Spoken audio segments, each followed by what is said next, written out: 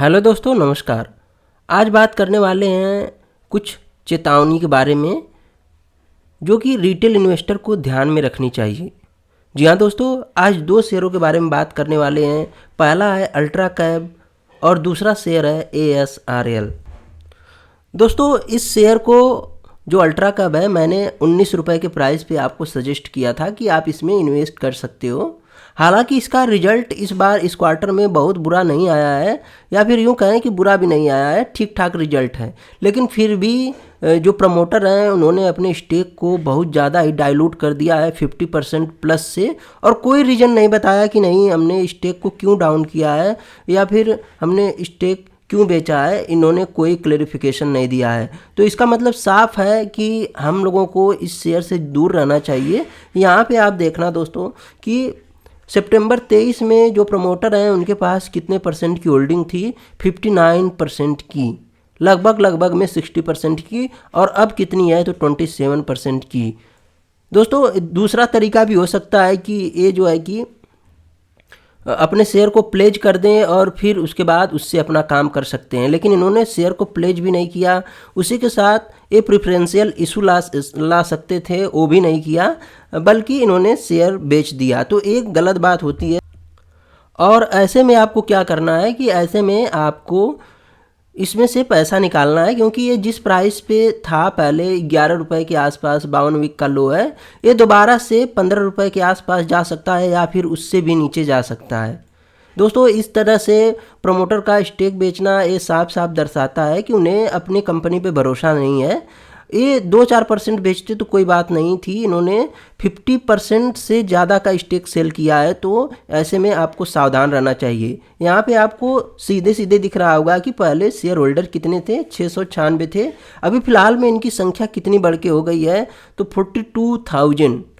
तो आपको ये बात याद रखना पड़ेगा। एक बार हम चलते हैं ASRL में और देखते हैं कि उसमें क्या हाल है। हाँ, इससे पहले हम इसके क्वार्टरली रिजल्ट को ट्रैक कर लेते हैं। यहाँ पे आप देखेंगे कि सितंबर 22 में जो सेल्स थी कंपनी की 31 के आसपास थी, मामूली सी सेल्स बढ़ी है पॉइंट में। यहाँ पे जो नेट प्रॉफिट है आप देखेंगे कि 1.43 करोड़ का था, अभी फ़िलहाल में 1.53 का, यानी हमें नेट प्रॉफिट में जंप देखने को मिल रहा है।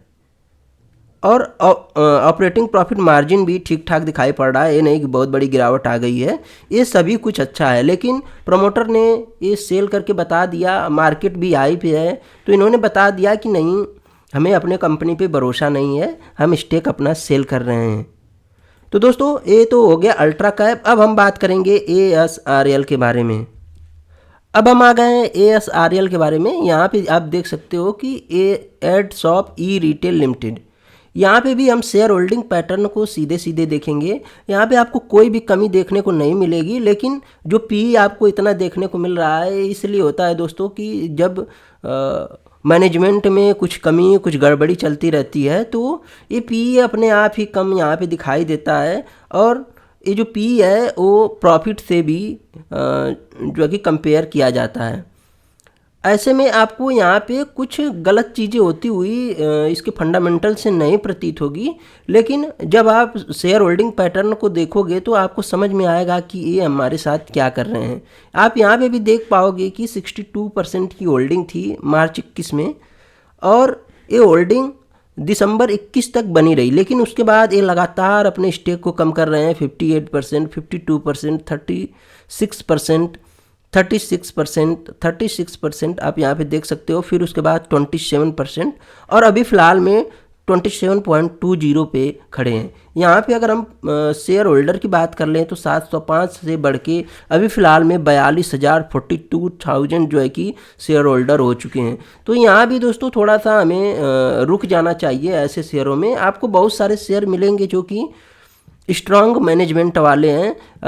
ऐसे में अपोलो है, ऐसे में आदित्य बिरला है, और बहुत सारे जो कि शेयर हैं, आप उसमें पैसा लगा सकते हो और पैसा बना सकते हो। लेकिन ऐसे में जहाँ गड़बड़ी आपको दिख रही हो, ये नहीं देखना है आपको कि मार्केट कैप कितना है, प्राइस कितना है। अगर आप इसके चक्कर में रहोगे तो आप हमेशा फंसते चले जाओगे।